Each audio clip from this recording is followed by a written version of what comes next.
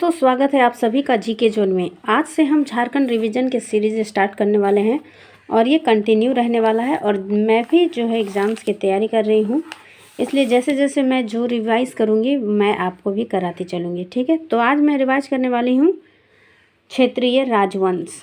क्षेत्रीय राजवंश झारखंड की बात कर रही हूँ। तो पहला देखिए, झारखंड में इतना आपने पढ़ा होगा कि राज्य निर्माण का काम जो है कार्य सबसे पहले मुंडाओं ने किया था।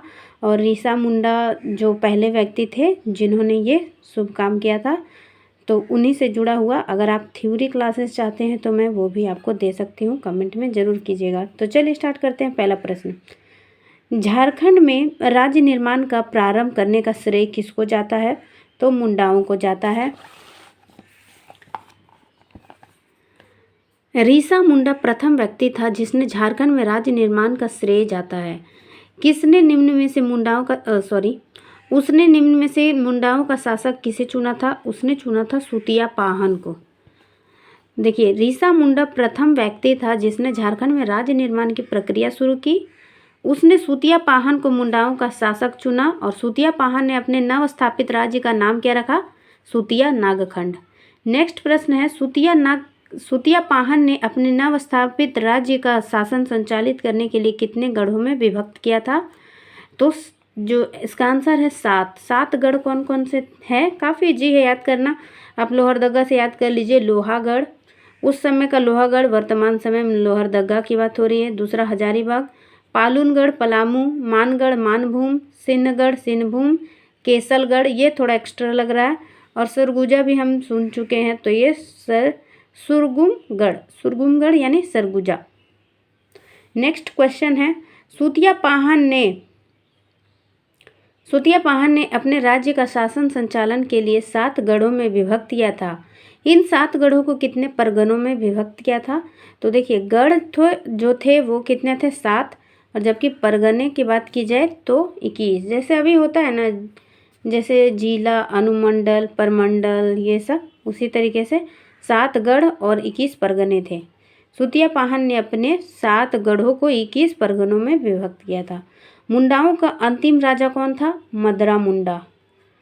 सुतिया नागखंड राज्य प्रायः समस्त झारखंड क्षेत्र में फैला था। दुर्भाग्य से यह राज्य ज़्यादा स्थायी सिद्ध नहीं हुआ और मदरा मुंडा जो है मुंडाओं का अंतिम राजा सिद्ध हुआ। नेक्स्ट देखते हैं, छोटा नागपुर खास का नागवंश। मुंडाओं का राज्य का स्थान किस वंश के शासक ने ले लिया? तो देखिए, पहले मुंडा शासन था, उसके बाद नागवंश आया। तो नागवंश की स्थापना किसने की? फनी मुकुटराय ने। तो छोटा नागपुर का नागवंश, मुंडा राज्य का स्थान नागवंश ने ले लिया।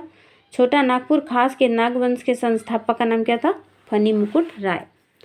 नेक्स्ट क्वेश्चन है, नागवंशी राज्य की स्थापना निम्न में से किस सदी में की गई थी? तो यूँ तो देखा जाए तो जो है डेट दिया हुआ 64 ईस्वी से समथिंग तक, लेकिन जो है ये जे रीड जो है इन्होंने माना है कि 10वीं सदी से प्रारंभ हुआ है। नागवंशी राज्य की स्थापना के समय को लेकर विवाद है, लेकिन जे रीड का मत है तर्कसंगत है, जिसके अनुसार नागवंशी राज्य की स्थापना 10वीं सदी में हुई थी। नेक्स्ट है, नागवंश का प्रथम शासक कौन था? सबको पता है, फनी मुकुटराय। नेक्स्ट है, नागवंशी शासक फनी मुकुटराय ने अपने राज्य का शासन अच्छी तरह संचालित करने के लिए कितने परगनों में विभक्त किया? इसका आंसर होगा 66 परगना, जिसमें से 22 परगना जो है घटवारी में, 18 परगने खुखरागढ़, 18 परगने दोईसागढ़ और 8 परगने जर्चीगढ़ में। देखिए, क्वेश्चन अगर हार्ड बनाना है तो ये सब जो है टिक करने के लिए भी दिया जा सकता है, मिलान करने वाले प्रश्न जो होते हैं ना ABCD करके, तो इससे भी याद जरूर कर लीजिए। फनी मुकुटराय के संबंध में कौन सा कथन सत्य है? पहला देखिए, फनी मुकुटराय पंचेत के राजा की मदद से क्योंझर नरेश को पराजित किया था। ये बिल्कुल सही है। जो फनी मुकुटराय का विवाह हुआ था पंचेत राजघराना में, तो उन्हीं के हेल्प से जो है क्योंझर नरेश को पराजित किया था फनी मुकुटराय ने, इसलिए ये सही है। नेक्स्ट है, फनी मुकुटराय अपनी राजधानी सुतियाम्बे में एक सूर्य मंदिर का निर्माण करवाया था। ये भी बिल्कुल सही है। नेक्स्ट है, अपने राज्य में गैर आदिवासियों को बसाया था। बिल्कुल सही है, तीनों सही है, इसलिए आंसर डी है। नेक्स्ट है, चौथा नागवंशी शासक कौन था जिसने अपनी राजधानी सुतियाम्बे से बदलकर चुटिया कर ली? तो वो था प्रताप राय। नेक्स्ट है, गौड़ शासक शशांक द्वारा झारखंड क्षेत्र पर आक्रमण के समय नागवंश पर किसका शासन था? ये काफ़ी ज़्यादा इम्पोर्टेंट प्रश्न है क्योंकि ये अक्सर याद नहीं रहता है। तो देखिए शशांक और ये सुंदर राय इसका आंसर है। गौड़ शासक शशांक 602 ईस्वी से लेकर 625 ईस्वी तक झारखंड क्षेत्र पर शासक रहा और उस समय नागवंश पर सुंदर राय का शासन था। उसके बाद मुकुंद राय का शासन रहा, यानी कि दोनों के शासनकाल में था। नेक्स्ट प्रश्न है 74। निम्न में से किस नागवंशी शासक की मृत्यु नदी में डूबने से हुई थी? तो मुकुंद राय की मृत्यु जो है नदी में डूबने से हो गई थी। नेक्स्ट है निम्न में से किस नागवंशी शासक ने जनी शिकार प्रथा को प्रारंभ किया? तो कंचन राय ने जनी शिकार जो है 12 वर्षों में एक बार मनाया जाता है, आपको पता है। नागवंशी राजधानी पवीरागढ़ में थी, लेकिन कंचन राय ने कंचनगढ़ को अपना केंद्र बनाया था। इसके समय इनके राज्य में 12 वर्षों का काल पड़ा। इसी कारण वे अपने राज्य में स्त्रियों को कुछ छूट प्रदान करते हुए जनी शिकार प्रथा को प्रचलन में लाया था। तो नाम से भी देखिए जनी और कंचन नाम अक्सर देखते हैं हम लड़कियों का होता है, तो इस तरीके से आप याद कर सकते हैं। एक छोटी सी ट्रिक है, कंचन राय। नेक्स्ट देखते हैं दोस्तों, नागवंश का कौन सा ऐसा पहला शासक था जिसने राय के स्थान पर कर्ण की उपाधि धारण की? ये काफ़ी इजी है, भीमकर्ण। नागवंशी राजा भीमकर्ण एक प्रतापी शासक था जिसने राय के स्थान पर कर्ण की उपाधि धारण की। और ये भी पूछा जा सकता है कि किससे प्रभावित होकर? तो कलचुरी राजवंश से प्रभावित होकर। नेक्स्ट है बरवा की लड़ाई निम्न में से किस शासकों के बीच हुआ था? तो बरवा की लड़ाई जो भीमकर्ण और सरगुजा के रक्सेल राजा के मध्य हुआ था। भीमकर्ण और सरगुजा के रक्सेल राजा के बीच हुआ था। नेक्स्ट है भीमकर्ण ने अपनी राजधानी चुटिया के स्थान पर खुखरा को बनाया, जिसका कारण क्या था? भीमकर्ण ने बरवा की लड़ाई में सरगुजा के रक्सेल राजा को पराजित किया था, इसी वजह से। तो पूछ रहा कारण नहीं था, तो बिल्कुल ये कारण तो नहीं था। मुस्लिम आक्रमणकारियों के संभावित आक्रमण के चलते खुखरा नागवंशी राज्य में प्रायः मध्य भाग में पड़ता था, अतः राजधानी के लिए उपयुक्त स्थान था। ये यानी आंसर ये है, ये रीजन नहीं था राजधानी बदलने का। नेक्स्ट है गुमला जिले के घाघरा में स्थित हापा पुनी मंदिर का निर्माण शिवदासकर ने किस सदी में करवाया था? इसका आंसर होगा 15वीं सदी में। उसने 1401 में घाघरा में हापा मुनि मंदिर की स्थापना की थी और उसने भगवान विष्णु की मूर्ति को प्राण प्रतिष्ठा राज्य के राजगुरु सियानाथ देव, जो एक मराठा ब्राह्मण थे, के हाथों करवाया था। नेक्स्ट है निम्नलिखित में से कौन लोधी वंश के सुल्तानों के समकालीन था? तो लोधी वंश के समकालीन कौन था? शिवदास कर्ण। समकालीन नहीं था, वही मैं भी सोचूं। तो देखिए प्रतापकर्ण, छत्रकर्ण और विराटकर्ण जो है लोधी के समकालीन था, जबकि शिवदास कर्ण नहीं था। दिल्ली सल्तनत के लोधी वंश जो कि 1451 से 1527 तक था, आई थिंक यहाँ गलत दे दिया है, 1526 में वो था पानीपत का युद्ध, तो पानीपत के युद्ध तक ही था। चलिए आगे देखते हैं। सुल्तानों के समकालीन नागवंशी राजाओं के नाम थे प्रतापकर्ण, छत्रकर्ण और विराटकर्ण। नेक्स्ट है तमाड़ के राजा ने राजधानी खुखरागढ़ की घेराबंदी कर प्रतापकर्ण को किले में बंद कर दिया था। तब प्रतापकर्ण को किसने सहायता दी थी? आंसर हो जाएगा बागदेव सिंह। ये वही बागदेव सिंह है जिसने रामगढ़ राज्य की स्थापना की आगे चलकर। किस नागवंशी राजा के समय में वासुदेव की मूर्ति कोराम्बे में प्रतिष्ठापित की गई थी? आंसर हो जाएगा छत्रकर्ण। इससे प्रभावित होकर चैतन्य महाप्रभु जो है झारखंड आए थे। नागवंश के बारे में कौन सा कथन सत्य है? यहाँ ध्यान से पढ़ा कीजिए, सत्य असत्य। मैं गलती बहुत करती हूँ। सुतियांबे नागवंश की प्रथम राजधानी और रातूगढ़ अंतिम राजधानी थी, सही है। प्रताप जब आंसर है तो क्या पढ़ना? तो देखिए राजधानी के क्रम क्या? सुतियांबे फनी मुकुट राय ने बनाया, उसके बाद चुटिया प्रताप राय ले गया, खुखरा भीमकर्ण ने, दोईसा दुर्जन साल, पालकोट यदुनाथ शाह, पालकोट भौरो जगन्नाथ शाहदेव और रातूगढ़ प्रताप उदय शाहदेव। तो हमारा नागवंश से संबंधित प्रश्न खत्म हो गया। अब पलामू का रक्सेल वंश के प्रश्न देख लेते हैं। पलामू में रक्सेलों की कितनी शाखाएं थी? 2 शाखाएं थी, देवगन और कुंडेलवा। पलामू के रक्सेल वंश निम्नलिखित में से किसके द्वारा अपदस्थ कर दिया गया? तो वो कर दिए गए थे चेरो शासकों के द्वारा। पलामू पहले रक्सेलों का शासन था, उसके बाद चेरो ने स्थापित कर दिया रक्सेलों को। अब देखते हैं दोस्तों सिन्हभूम का सिन्ह वंश। निम्न में से किस जनजाति के अनुसार सिन्हभूम का नामकरण उनके कुल देवता सिंहभूंगा के नाम पे हुआ? तो ये हो जनजाति का मानना है कि सिन्हभूम का नाम सिन्हभूम उनके देवता सिंहभूंगा के नाम पर हुआ है। नेक्स्ट है सिन्ह वंश के पारिवारिक इतिहास ग्रंथ वंश प्रभा लेखन के अनुसार सिन्हभूम में सिन्ह वंश की कितनी शाखाएं थी? 2 शाखाएं थी। पहली शाखा जो 8वीं सदी के आरंभ में पहली शाखा तथा 13वीं शताब्दी के आरंभ में दूसरी शाखा। सिन्ह वंश की पहली शाखा का संस्थापक कौन था? ये तो लगता है फेवरेट क्वेश्चन है। काशीनाथ सिंह। ध्यान रखिए काशी राम नहीं, काशीनाथ सिंह।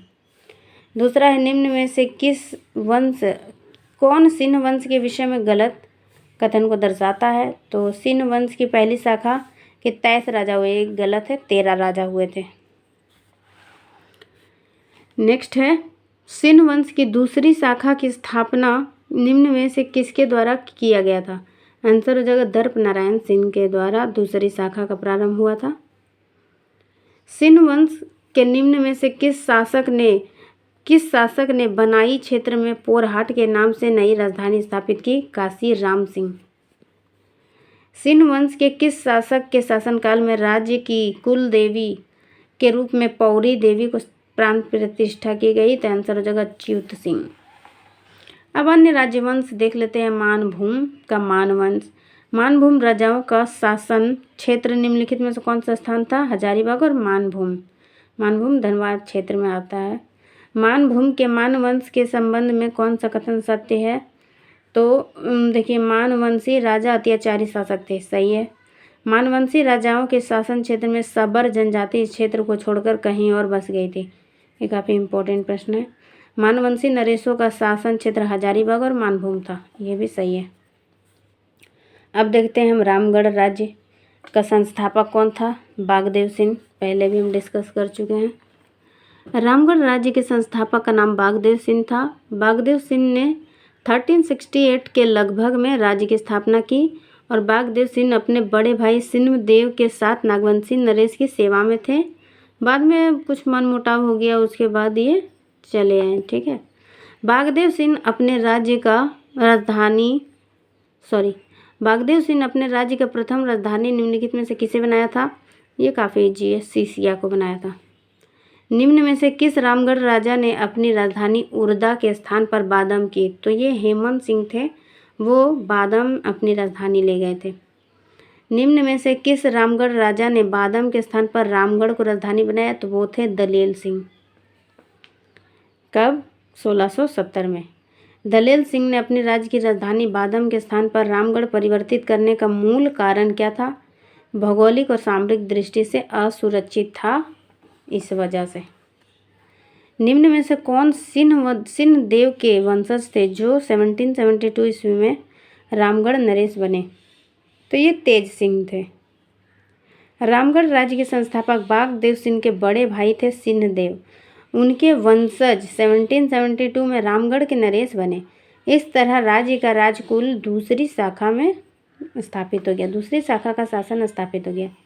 रामगढ़ नरेश तेज सिंह जो राजकुल की दूसरी शाखा के थे ने अपनी शासन का संचालन किस स्थान से किया? इसका आंसर है सी, इचाक। तेज सिंह जो राज्य की दूसरी शाखा के शासक थे ने अपनी शासन का संचालन राजधानी इचाक से प्रारंभ किया, ठीक। नेक्स्ट देखते हैं रामगढ़ राज्य की तीसरी शाखा का प्रथम शासक कौन था? तो आंसर है ब्रह्मदेव नारायण सिंह। रामगढ़ राज्य की तीसरी शाखा के प्रथम शासक ब्रह्मदेव नारायण ने अपनी राजधानी कहाँ बनाया था? पदमा को बनाया था, और ये आखिरी राजधानी थी। कामाख्या नारायण सिंह रामगढ़ राज्य के शासक कब बने? 1937 में। उसके बाद जो है 1955 में क्या हुआ? 26 जनवरी 1955 को बिहार राज्य भूमि सुधार अधिनियम की धारा 3 के तहत रामगढ़ राज्य का अस्तित्व जो है समाप्त कर दिया गया। नेक्स्ट है खड़गडिहा राज्य। खड़गडिहा राज्य के संस्थापक थे हंसराज देव और ये जो है दक्षिण भारत से आए थे। हंसराज देव ने, ये अंधेरा अंधेरा क्यों लग रहा है, अब ठीक है। हंसराज देव ने बंदावत जाति के शासक को पराजित कर किस क्षेत्र में अपना प्रभाव स्थापित किया था? आंसर है हजारीबाग। नेक्स्ट है पंचेत राज्य, ये धनबाद का, ठीक है। मानभूम का सबसे शक्तिशाली राज्य कौन था जिसे काशी नरेश के पुत्र ने स्थापित किया था? आंसर हो जाएगा पंचेत राज्य। पंचेत राज्य का राज्य चिन्ह क्या है? इसका राज्य चिन्ह देखिए, अक्सर लोग मार देते हैं कपिला गाय की पूंछ, तो इसका आंसर है ए और बी दोनों, यानी कपिला गाय की पूंछ और कपिला गाय की चावर। चावर क्या होता है मुझे नहीं पता है। नेक्स्ट है ढाल भूम का ढाल वंश। निम्न में से कौन सा कथन ढाल भूम राज्य के विषय में सही है? पूर्वी सिंहभूम का ढाल भूम क्षेत्र ढाल वंश का शासन क्षेत्र था। सही। ढाल वंश के संस्थापक का पिता धोबी जाति का और माता ब्राह्मण जाति की थी। ढाल वंशी शासक नरबलि प्रथा के पोषक थे। तो तीनों कथन सही है, याद रखिए, पूछा जा सकता है कि कौन से वंश के शासक जो है नरबलि प्रथा के पोषक थे, तो इसका आंसर हो जाएगा ढाल भूम के राजा। पलामू का चेरो वंश। पलामू के चेरो वंश के संबंध में कौन सा कथन सत्य है? पलामू के चेरो वंश, इसका आंसर है पलामू के चेरों ने पलामू के रक्सेलों को अपदस्थ कर अपने वंश का शासन स्थापित किया था। बिल्कुल सही है, आंसर हो जाएगा बी। तो ये देखिए यहाँ खत्म हो गया। नेक्स्ट स्टार्ट होने वाला है सल्तनत कालीन झारखंड। तो ये बुक जो मैं आपको दिखा देती हूँ, ये वास्तुनिष्ठ झारखंड सामान्य ज्ञान जेपीएससी और जेएसएससी के लिए है, करियर फाउंडेशन का है। अगर आपको ये वीडियो पसंद आया तो लाइक कीजिए, शेयर कीजिए, चैनल को सब्सक्राइब कीजिए। Thanks for watching, bye.